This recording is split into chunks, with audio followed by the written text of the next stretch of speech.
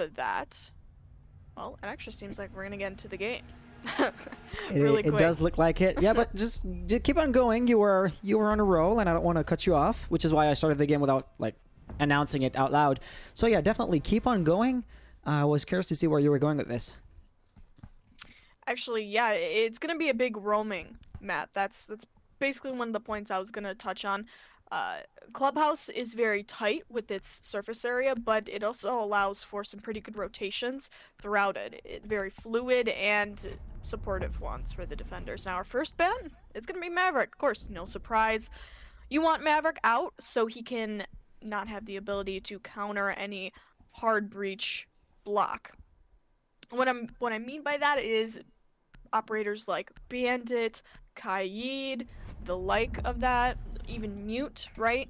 You don't want him in. And then, of course, Capitao. He has been marked as the, I believe it was one of my friends said it was the PUBG player of Rainbow Six Siege, coming in with all the utility, the smokes, the bolts, and, well, he obviously can't be countered by Jaeger, so you want him out of the game, right? And then Echo, again, he's going to be our intel operator. It definitely seems like these are big comfort bans, so we can assume that these two teams haven't exactly gone up against each other before. Otherwise, you know, we might be able to see a target ban in the midst. It definitely does. Well, with Mira being the fourth and last ban here, it definitely does not seem like a target ban at all. So with basically the stock bans, and I would assume the stock, say, initial rounds that we're going to see, I don't expect to see too much or too many surprises in the first, say, stages of this map at the very least. Correct me if I'm wrong. Am I missing something? I don't believe so. Sorry about that. I had to cancel on my ESA buddies. yeah, you told me. Yeah, I have to respond to them now. Well, thank you so much for choosing me over them. Basically, that's what it comes down to. I am sure, or at the very least hopeful, the chat will enjoy this. Our first defense is going to go to Church and Arsenal Room without any surprises. We are going to defend the downstairs area. Cade had not been banned, yet he will not be making an appearance. We, of course, know how you want to go at it to defend the kitchen hatch, but you know, not every hatch can be protected with nifty impact nades, which are going to be pretty much the exclusivity of Goyo, played by Oli here.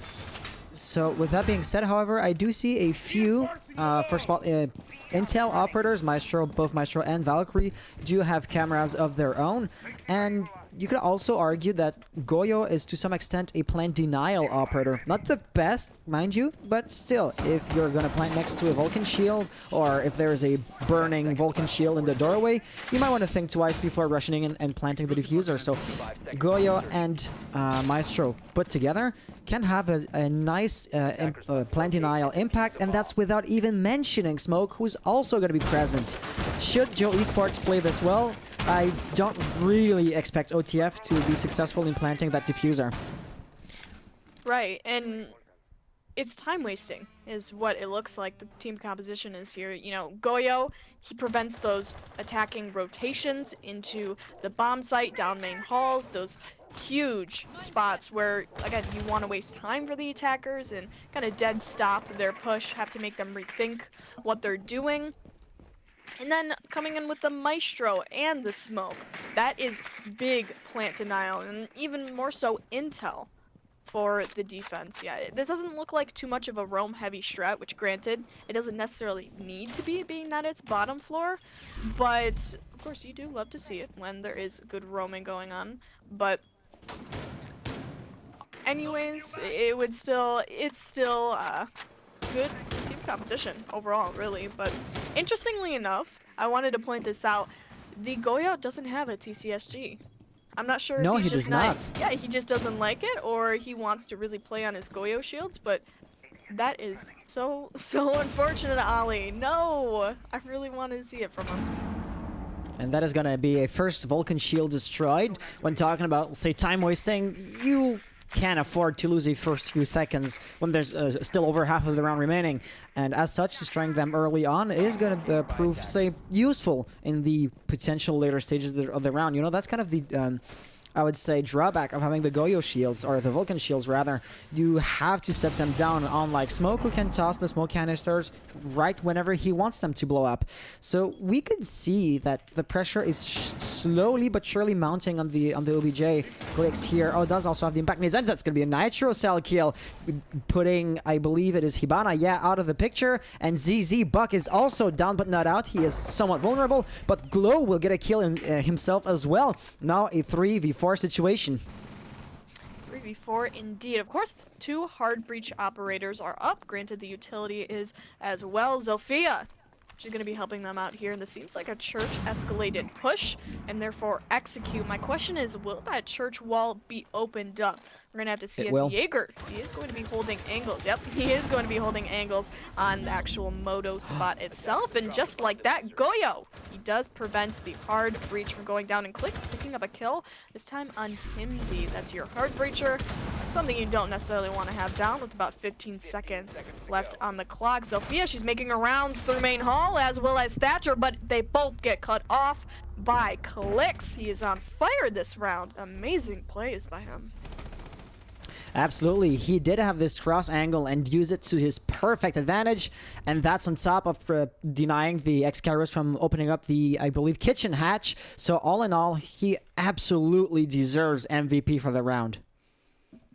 Oh, for sure. It's a great read of the situation, being able to have a forward angle on the attackers, knowing where they're going to push in, and therefore acting on it, executing those kills. And of course, he knew he had the upper advantage on them, being that they were so pressed for time that, well, they had to walk in through those orthodox, you know, very ordinary, easily spottable entrances. You know, you can easily get cut off by them, and, well, he did just that. I feel like the word you were looking for was predictable. Yes, I was looking for that word. I used every other word in the dictionary except for that one. Thank you, Hans. So here's something. Speaking of predictable, or rather the complete lack of predictability, we are gonna go bar and stock. It's been so long since I've seen a defense here. I don't really know what to expect. I'm getting G2 PTSD from this. They played this, yeah, they played this one time and they never did it again. Not sure what's going on here. I feel like it's a shot in the dark, because you know strategies never work on bar and stock. It's just way too open concept. The verticality always ends up getting used against you. It really just never, ever a good situation. Entrances, of course, they're plentiful.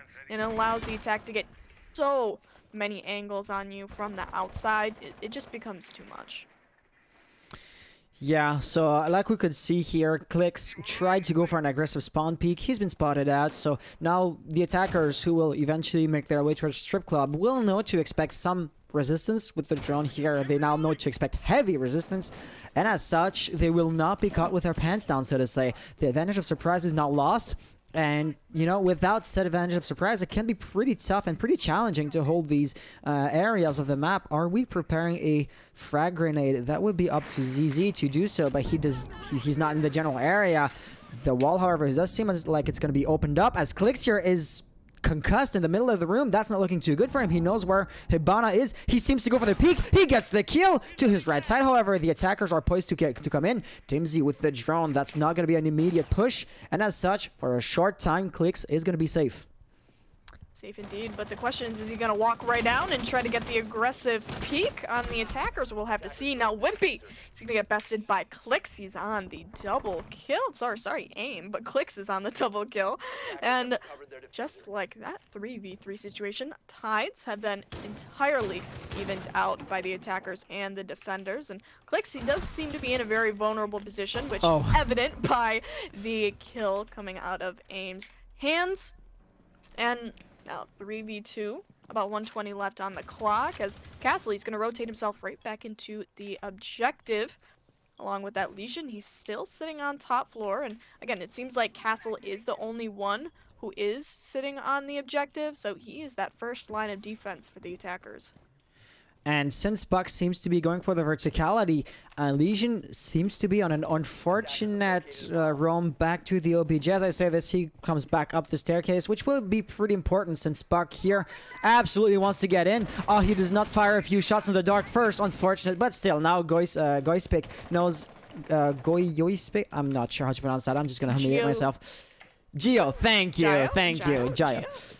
Okay, the I chat. don't know. I have literally no clue. I am so I'm sorry, sure. but Castle, he's getting the kill on aim. That is Zofia down for the team, but he's going to get quickly disputed against Glow, picking up the kill, and yet again, he picks up another one. What was that communication? Unfortunate, it was a two-sided kill? Yeah, yeah. Unfortunate for both sides, but of course kind of the a Buck frag was there. refrag situation. Yeah, frag refrag, but Buck was there to hold the collateral for the defense. At that point, it just comes down to not having enough bodies up to protect yourself from that. Regardless, still really good execute from the attack. I mean, they face a lot of contention, even on bar stock. I really like that hold. I feel like the bodies dropped too quickly for the defenders, though. There's something about that that I just didn't like. And if they play a little bit more passively, maybe, or if they, you know, played off of positioning, maybe a little bit more intel. They did have a lot of intel going into that, so maybe they could have used that just a bit more. Well, it's, yeah, definitely interesting. I feel like they've piled up a bit too much on, strip club, and as such it was kind of do or die for the proxy site, you know, which in and of itself only is a way into the objective. So picking this as your hill to die on for Joe Esports was somewhat iffy, I feel like, but at the end of the day, we absolutely know that defending bar is really difficult. So did we truly expect them to win out the round? I don't know. I feel like it was all in all pretty close considering we were defending bar. Right, and that's the scary part about it, is that bar is not a site that you go as defenders. Even if it's very well versed, it's not. And for the defense to bring it down that close and have, you know, that much of a chance at winning it out is absolutely insane. It's a feat of its own. But again, good try from them. I felt like if they, you know, played a little bit more passive, had those rotations, like you said, they all kind of hold up in strip club, didn't have a way around. And again, do or die situation, not very good to sit there and just be waiting for death to come. Click seems to be roaming by side entrance by strip once again. He goes for the run out, but there's nobody here. He will not be tagged, however, so he's pretty cautious about how he goes about it. But still, I mean, he might hold the angle as long as he wants. If nobody peeks him, it's not going to be worth anything. And as such, let's turn our attention back on the objective itself. So Buck is now in secret stash. And that was just a safe space for him to drone, because we can see this silhouette of somebody wimpy here in the garage storage. He's pretty much holding the bottom floor, making sure that neither Buck nor Sophia can just go ham on the ceiling here. I believe he's been spotted. He definitely does move or play like somebody whose position is known. Yeah, definitely. We can see those pre-fires. So should the attackers be able to coordinate a push against him, either he'll have to retreat pretty hastily or just forfeit his life in the hopes of getting 1 or 2 kills in return, because definitely should he be pushed in a coordinated fashion, I don't expect him to survive too long here. And I mean, that is the role of the mute when you think about it. Oh, it is, yeah. It is really just to pop yourself somewhere and kind of give it that do or die, you know, all or nothing mentality. But Ali is going to be the first kill of the round from the hands of Habana, it seemed, if I'm correct. But I believe Buck, it was, yeah. Yeah. Buck is going to be droning on the objective. Interestingly enough, it's not going to be the hard breacher doing so, but instead, the fragger. Something interesting to point out. Now, Mute, he has made his rotation back to the objective with passivity in mind, or attempting to be passive as much as you can. And that is going to be another wall opened up for the objective itself. So the attackers now, OTF, though they're shortly running out of time, they have plenty of ways to just funnel into the objective. They have the upper hand. Well, no longer with Hibana being down due to clicks. But still, you know, it looks pretty good for them. They have established a beachhead. They just have to get the diffuser planted. Glow, taking heavy damage, and he's not going to make it. Timsy now no longer able to plant the diffuser. 4 seconds to get 3 kills. That's doable, but he has to make it quick, and he will stutter a bit, gets a first kill, but that was just too much to ask from him. Joe Esports winning round 3. Absolutely amazing coming out of the defense. I mean, it was entirely uncontested up until the end. If you think about it, the execute was a little bit too indecisive on the side of OTF. They were kind of stagnating a little bit, trying to move around and make those fluid angles happen. But in the end, they all kind of funneled in through those entrances, which can be cut off so easily, the predictable entrances, that it just makes it that much easier for the defenders to, you know, see that, you know, have that foresight, be able to see that we're actually going to walk through those windows, those doorways, whatever it may be, and get the kill on you. Indeed, indeed. If we just turn our attention as soon as the replays are done to the next round, it is now round 4. The points are now 2-1, and you might argue that the 1 point OTF has won was due to a, say, poor choice of bomb sites. As such, it seems to be looking pretty good for them, you know? We are gonna go downstairs again, a defense which they've won with a solid margin last round, or last time we've been here. So far, I'd say, even though the game is still relatively soon and relatively early, I would say OTF will have to figure something out pretty quickly. If not, they find themselves at odds to just lose round after round and face unsurmountable odds in a few rounds' time. Right, and my big question is, why didn't they go gym bedroom when they had the opportunity to do so on their secondary site of all sites, and rather, you know, even they could have even gone cash at that point, but they chose to do, you know, very, very wide-eyed, chose to do the bar stock site. I just don't get the idea behind that. I'll definitely have to keep that in mind if we ever get to talk to them in the future, but still, good questions to keep. And it seems like Buck is going to be questioning the top hold of Kitchen.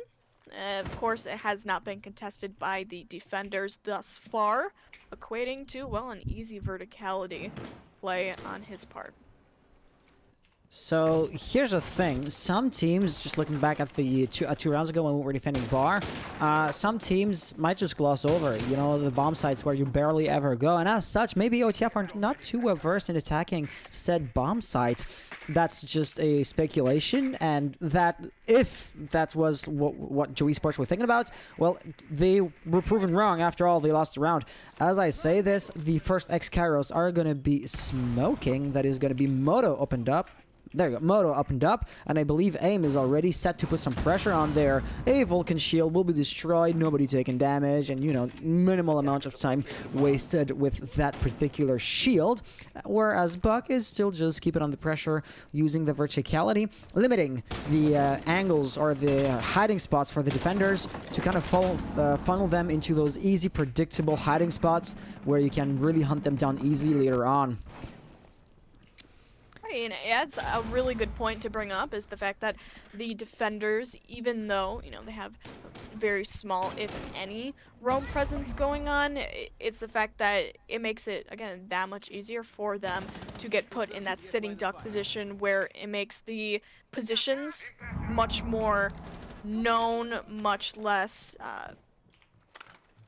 much less unpredictable, to put it in the way of that. But regardless, we're going to be seeing the Thermite. He's going to be on that church wall hunting the that wall. Unfortunately, it's not going to be successful, as the impact trick will be happening. And for once again, it's going to be the impact trick Ali. Now he's going to pick up another for his team. now with the Thermite and the Buck down. Once again, Habana going down as well. 2v5 situation, 2v4. Aim picking up 1 shot, but he gets refragged just as quickly. 1v4. Glow is not in a very good way to win this, and yeah, he's not gonna. Yeah, that setup was looking good, but it just took too much time, and as such, at the very, very last stages of the round, we could sense OTF just losing their calm, and they knew they had to do something, and they kind of seemed to know that they didn't have time to mount any, say, convincing push that had, you know, next to no chance of actually succeeding, and as such, it was just too late once they realized what was actually happening. As such, I would just hope for their sake that they do the same thing next time, just a bit earlier on. Verticality has been played. You know, they were able to open up the church wall. We saw some pressure coming off of blue. I feel like every box had been ticked. But, you know, ticking boxes is one thing. Actually succeeding with the pressure you're mounting is another thing. Ooh, Hans, we gotta warm up. We gotta, yeah. Yeah, we gotta warm up. This is something. Now, Gym and Bedroom will actually be picked this time around. It's not bar stock. And another thing to put into question, why aren't they choosing Cash? It seems like they're attempting to avoid Cash at all costs until they actually are forced to go it. They've been CCTV 2 rounds ago. They couldn't go there. Right, but... Oh, true. That is true. Wait, no, because I think... Isn't it you can go around? Well, you know what? I won't question it. They won there, so they have a 2 rounds cooldown period. You know what? I won't question it. But still, it's interesting to see it used as a tertiary site. Was my point in the end? Oh, and absolutely. Yeah. Point made. Still. No. ZZ. He's going to be on Buck yet again. He just seems to love those grenades and the ability to. Well, for at least from a distance, gets those, you know, the C8 shots with the shotgun. And it's really cool, actually, to see Buck being played, his character selection, how popular it has become, even since his release. Will ZZ go for the kill right here? He spotted Mute, and he kind of expects the unsuspecting Mute to be in the general area, which is just no longer the case, as Thermite happens to open up the balcony wall. So attackers, once again, are pretty much ready to funnel into the OBJ. Let's see how the defenders, how Joe Esports will react to that. Oh, Habana also working on, I believe it's going to be the castle barricade right here, indeed. So B in and of itself is now deserted. Of course, Joe Esports are keeping their eyes on it from Master Bedroom. But, you know, should you have some adequate covering fire, maybe with a bit more setup, you could just be able to plant there. Wow. Okay. Well, Castle looks like he might be going out for this run out, but the attackers, are they gonna be smart about it or not? No, ZZ is gonna pick up the kill on Clicks. We know Clicks is a huge fragger for the defense, so it already puts them at that much more of a disadvantage going into this. Ollie, yeah, he is gonna be able to get one set of the Kairos pellets, but it still makes a little bit of a hole. Not enough for the attackers to get in, but enough to shut down the rotation from the defenders themselves, which is, again, unfortunate, but it seems Wimpy, he's going to be going down. Unfortunate, unsuccessful run out at that, putting us to, at the moment, a 3v5 situation. Aim, he's going to take the engagement with Bandit, but back off just as Thermite is able to set down his exothermic charge, but a 2v4 situation states that Ollie knows how to play this one out, and he's going to pick up a triple kill to finish off the round. That was quite superb. The Nitro Cell failed in preventing the wall from being opened up, but what does it matter? The wall opens up, you get 2 kills, and then even a triple kill with the final kill cam on Thatcher. That was nicely played, even though it was not the desired outcome, or the initially desired outcome. I think it played out in their advantage at the end. Joe Esports were kind of on the back foot there. They had lost a few precious defenders. You know, Castle's run out ended up being an utter and total disaster. Buck got a really, really early kill, and that could have been important, but, you know, not exactly the definition of impact frag. And there we have it. Bandit just bringing it back all at once. Oh, man. I am getting a lot of comments in the chat. Yeah, This is you why are. I don't look at the chat. This is exactly why I don't look at the chat. I am. Yeah, I know. I have no words. I have no words. Well, so far it seems to be pretty positive. So, No. It's it seems. I mean, you don't know the tone, but it seems a little sarcastic. Regardless, So. I don't care. I don't care. well, Just here to let's. have fun, yeah. Oh yeah, let's do that. Let's have some. I'm not. Let's have some fun. Yeah. Oh god, that sounded wrong. Anyways. We walked right into that. Yeah, it's gonna be Maestro yet again, sitting in the garage. No surprise. This is a very common hold for him to do so, especially him dually sitting on those cameras, those amazing eyeballs that we love to see. But Valkyrie, it seems like Clix is going to be going for a pretty forward roam. Yet again, not necessarily uncommon for the Valkyrie to roam, let alone have it be Clix. He has been a very, influential fragger, to say the least, on this team. Now, Wimpy is going to be, as well, sitting on the blue stairs hold. It doesn't really seem like it's too much of a hold on the objective itself, but my question is, will AIM be the one to dispute Valkyrie? He won't, being that Valkyrie, yeah, she's gonna make her way back to the downstairs roam. And my question is, will she get droned out once again by the attackers? Because me and we both saw that she got droned out. Yeah, she Did was. not get executed, but would have loved to seen it. Well, Clix kind of realized he was on the back foot. He knew he had lost the advantage of surprise, which he was keen on retaining, actually. So as such, he had to just run back. Wimpy is going to do basically the same thing as AIM is putting lots of pressure on him, but they're just, lucky and blind pre-fires, wall bangs. But would you? Wimpy will not take any damage from that, and he will have the perfect sound cue. He knows exactly where AIM is standing in that room. Does not want to go for the peek, though. He does not want to play too aggressively. Whereas you will also have a few other roamers in the area. So Jaeger, rethinking, is right here, should be able to push AIM as soon as he peeks the corner, which he seems to be keen on doing. Oh, he shot that. That blew right in his face. He knows somebody's right here. Rethinking knows the gig is up. He's just gonna pull back. But Wimpy with the shotgun or even the SMG-11 gets the kill. Timsy has taken some damage as well. Couldn't tell you where that was coming from, however. And Clix is still undefeated with his roam game. So the pressure on the objective is not mounting too quickly that round. We've been able to foil a two-pronged attack. First of all, the counter-roaming or the anti-roaming phase did not work out too well. After all, Valkyrie is still wherever. Well, she just got taken out of by ZZ. But you also had Zofia, who wanted to play verticality, has also been stopped right dead in her tracks. So with 35 seconds remaining, we're basically falling on plan B now. Let's see how well they can make this execute in the next 30 seconds.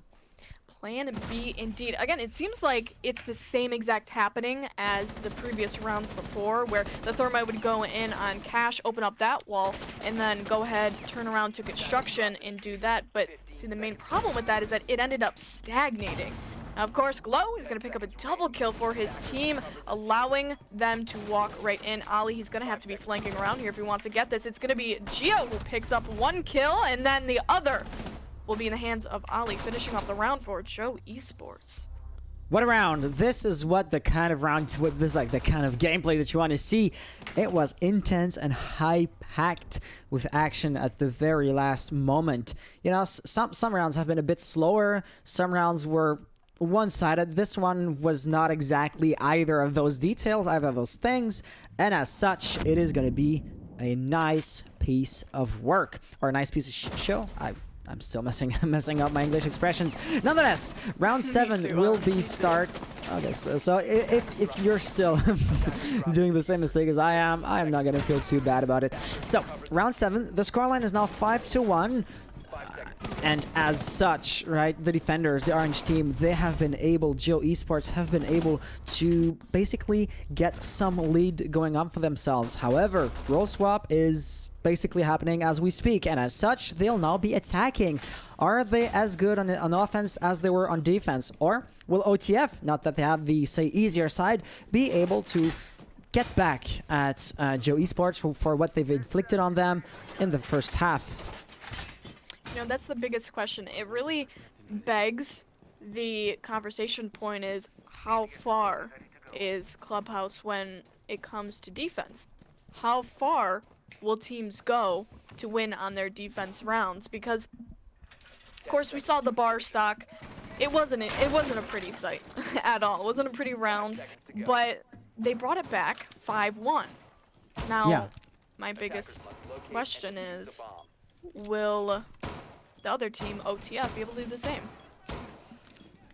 So here's one thing. If we were to look at differences in playstyle, OTF are definitely setting themselves up to roam a bit more aggressively than Joe Esports were. Mozzie has not been at appearance once when Joe Esports were playing on defense, and we might see why. ZZ has been drawn out extremely early into the round, and he's lost just under 3/4 of his health with next to nothing to show for it.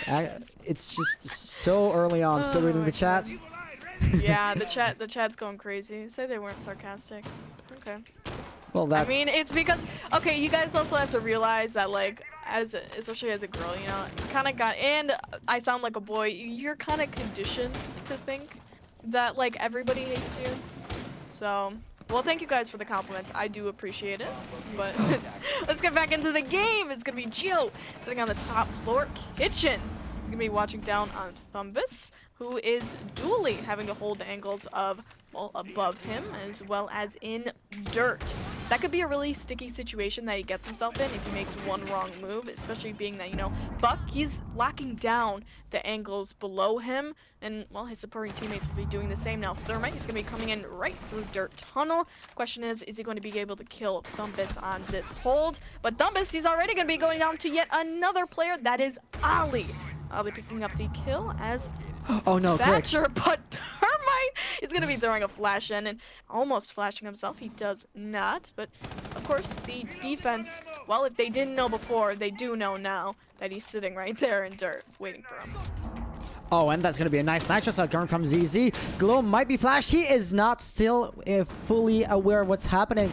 He kind of knows that the person is going to be mounting up. Looks at the hatch. He's currently not exactly exposed to the to dirt, but as soon as he does, Clicks gets that kill. Timsy is still in moto. Aim kind of just running for his life, forfeiting presence on OBJ. That's going to be diffuser planted. 2v3 situation. It is still winnable, but OTF will have to make it quick. Aim is on a roam. Timsy gets her first kill, but that was just over aggressive from Rethinking here. So we are back on Arsenal.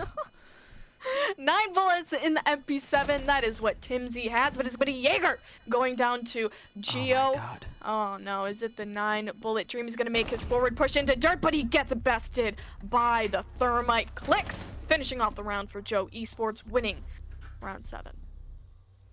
That was intense. I had not realized he had 9 bullets. 9 bullets in a dream that did not end up happening. I was looking at that. I was thinking, oh my gosh, how are you going to win that? You need at least, especially with the MP7, if you don't get a headshot at first, you need at least like 15 if you're going in. It has such a high fire rate that you could not do anything with the rest of that. You'd have to pistol whip the guy holding verticality. That would not have worked either way. I couldn't have seen that working, but of course, it is going to be Clicks finishing out the round. I did like that engagement there. And it puts us to that 6-1 score line inching closer. Well, if not already in. We are already in score. Yeah, 6-1 situation. I don't realistically expect OTF to be able to win that back. They might try, like we hope they do. Yeah, but that seems unlikely. The one thing that was the obvious first mistake, next to no roaming presence, well, an actual attempt to roaming that utterly failed. Mozzie had to fall back on site so quickly. And, you know, he was not exactly set up to just hanker down or to dwell at the bottom side. So he was supposed to be running free, which he ended up not really doing. Tab us, Hans? Excuse me? Tab us, Hans? What? Press tab? Press tab. Oh. There you go. Clicks is at 11 kills. That's the scoreboard. Yeah, there you go. He is scoreboard. On fire. Oh. He is the scoreboard. You know, this is Click's world, and we're just living in it. We're just along for the ride. Right, we are. And of course, in this best of 3 scenario, it's Joe Esports who picked out Bank. So we know it's gonna be a good match next time. We do. And Yeah, I'm so just excited for it. Here's the thing. So we were kind of speculating maybe now that they're defending, OTF will get their rounds back. Yeah, it is pretty much a now or never situation, and though our sample is basically a round large, so it's a really small sample, if we are to look at the previous round, oh yeah, that does not look too likely. For example, here, Glow. If Glow was to be rushed at the right moment, or even aim, he's not really aware of his surroundings with his audio cues being located by the camera. That kind of stuff could be really dangerous if you face a coordinated push coming off of Joe Esports, which will not happen, fortunately for them. Clicks still putting pressure on Dirt. That does not work too much. Geo getting a first kill, almost gets his second. He does get the second with the pistol whip. Clicks now pretty much ready to just get the kill on Glow, and then he can step foot inside OBJ. However, Diffuser has not exactly been lost, but has just been forfeited. It's sitting somewhere at the first floor, and Glow will be receiving loads of pressure. He knows he's the next one to get the push. Gets a first kill. Nicely done. That's going to be Zofia, though, concussing him. He's still holding the pressure, still holding the line, but that's just not going to be enough as Wimpy is inching his way inside the OBJ. His presence was not known. He gets a kill. Aim. Last roamer alive. Has to get the kill. 4 kills. That's not going to happen. Joe Esports winning the map with an 8th round. With an 8th round. I was running out of air. No, it was amazing. Play-by-play and a great end to our first map from Joe Esports. We're going to be going on to Bank next. And I am eager to see this played out. I love Bank to cast it. I love to analyze it. And I'd love to see Joe Esports versus OTF on our best of 3 here. Aim, he's left. I'm not quite sure if he doesn't realize that he's in a best of 3. But He probably has realized this. Probably has realized it. But still. Well, you know what? Let's just keep an eye on the chat. So we are going to be playing, or chat in-game chat. We're going to be playing Bank. Who attacks first? Do you want to like recap the first game that we've seen here, or like just overall keep the game? There's not really too much to recap on the part of OTF because I think we all know what happened. But Joe Esports, they're shining today. They're on their game. They are outstanding, just to say the least.